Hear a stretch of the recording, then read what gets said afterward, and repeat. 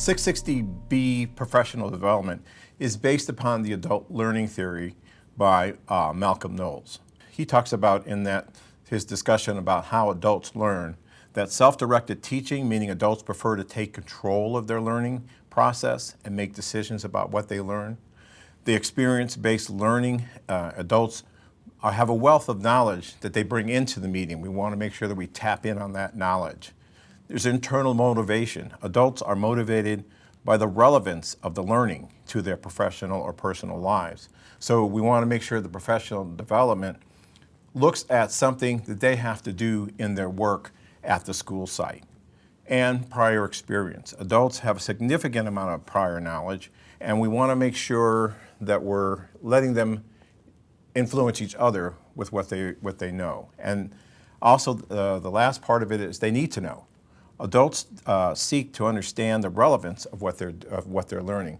So they need to understand where this fits in with what they're already doing or could be doing better. Because it's part of what's happening at the school site, it's important that you always include your principal in the discussion, the planning, and the thinking behind the professional development. Because that, again, goes back to internal motivation. Adults are motivated by the relevance of what they're doing. So therefore, you and the principal work together to create this professional development. What you did in 660A was to really learn about what was going on at your school site as far as student achievement. Which students were achieving, which students weren't, what they needed, what might be some possible high leverage strategies.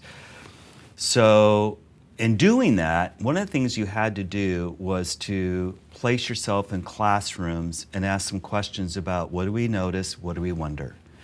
That, I think, perhaps created an emotional experience with you, that coupled with collecting some qualitative data, and that's what we want, right? Those are what we want clinical experiences to do. We wanted it to be related to school improvement. And what you're about to do right now in 660B is to provide some professional learning around a problem or practice. We think this may really impact an area that needed some growth or improvement. We want you to lead rather than just participate. So now as the candidate leading this professional learning, think about it. You are actually teaching teachers some strategy that they can implement. We wanted rich feedback and for our candidates to really authentically reflect. And the fact that you're doing this professional learning for teachers who are going to implement it, and they're going to give you feedback, but also your triad. They're going to be watching you and what happens, and they're going to be giving you some rich feedback as well. And finally, we really wanted this to be a professional learning that is related to your school. Your principals involved, your university supervisors watching this and giving you feedback as well. So we want this, kind of wraparound support through this clinical experience, and we designed this 660B with that in mind. Think about it this way. You spent a semester learning about a problem of practice. You didn't just say, I'm going to go back to what you said earlier, that our students are struggling with reading. You didn't just come up with a new curriculum. You actually dove deeper and decided that it's because of something maybe not even related to curriculum. Maybe it's the high-functioning questioning techniques that you're doing.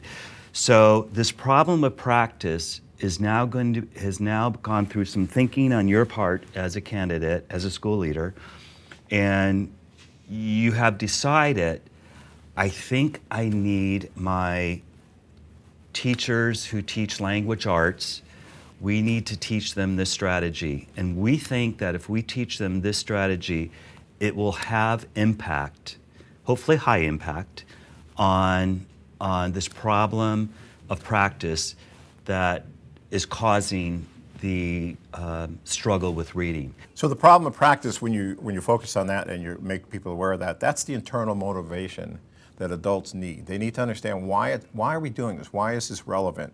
So there is a protocol for doing this, and we won't go over all the steps here, but there is a protocol to follow. And the protocol is important because, again, it helps you set up the professional development in a way that it will be meaningful for you and for the people who are going to take part in there. So in steps 1 through 4, you're leading, assessing, and then you're going to reflect on the professional development that you had with your triads. And then 668, we talked about the importance of reflecting with your triad members and reflecting with a network of somebodies to talk about what took place and determine what's going to happen next. So step 1, I just want to, to kind of highlight it.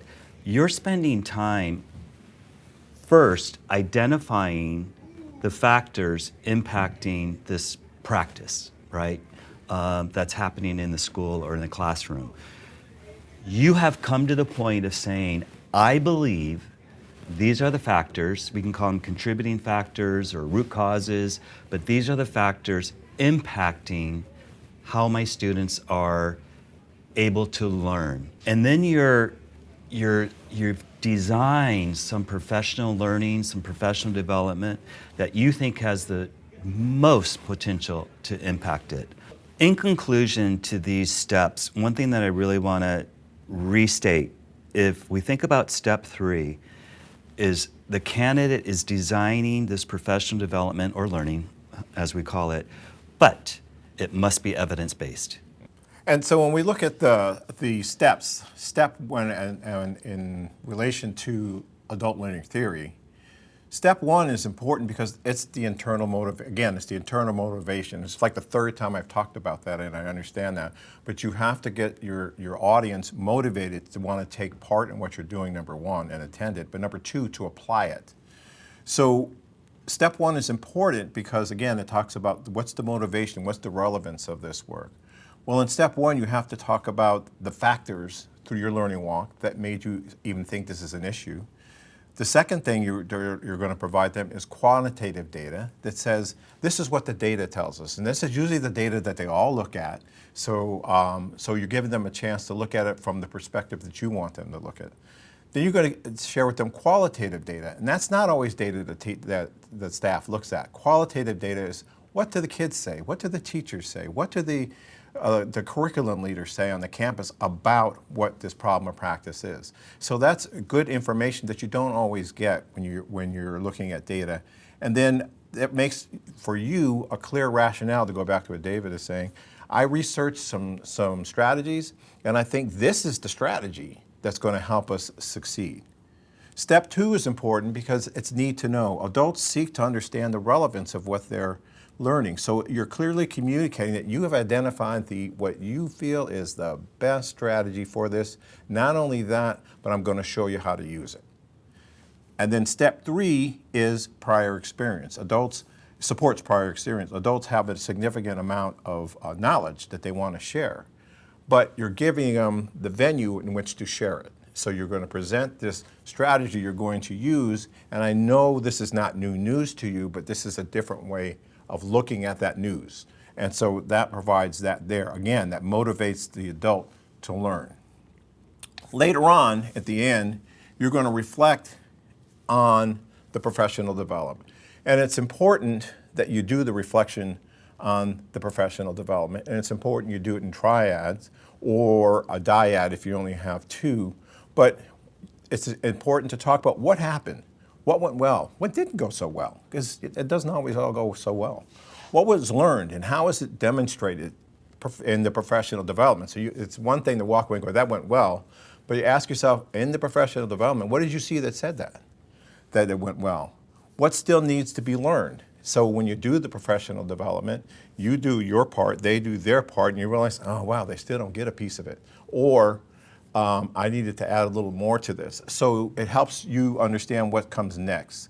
And that's what the next thing talks about. What's the next activity that needs to take place? Or what's the next level that they need to learn, because they really did a good job with this. But you won't know that until you go and follow up with activities such as, looking in their classrooms or having a follow-up professional development that says, so how's it going and what's going well? Maybe some of you could share what's going well with you, and maybe some of you could share what's not going so well.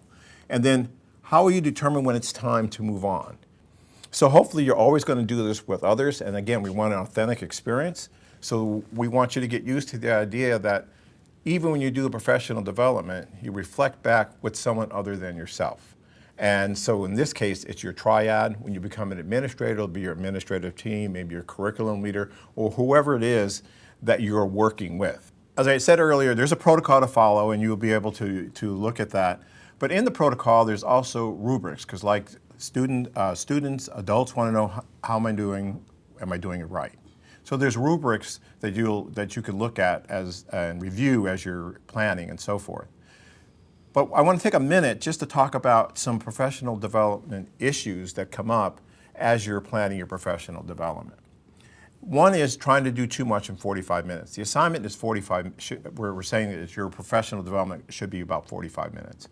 It can be longer if you and your principal work that out, but we're not asking for that. So you want to make sure that you're doing all the components that this calls for within those 45 minutes.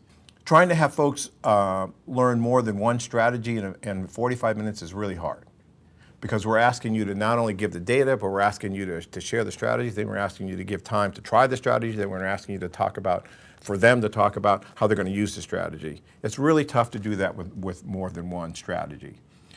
Jamming 45 minutes into a 35-minute time frame because your principal, for whatever reason, says that, okay, you had 45 minutes, now you only have 35. Which happens. It does, totally happens.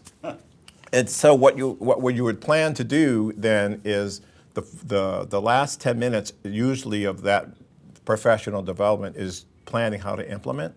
So because you didn't get a chance to do that in the meeting, then you can have a follow-up meeting with the people who had the professional development and talk about how's it going and next steps and so forth at that meeting. But it really needs to be 45 minutes.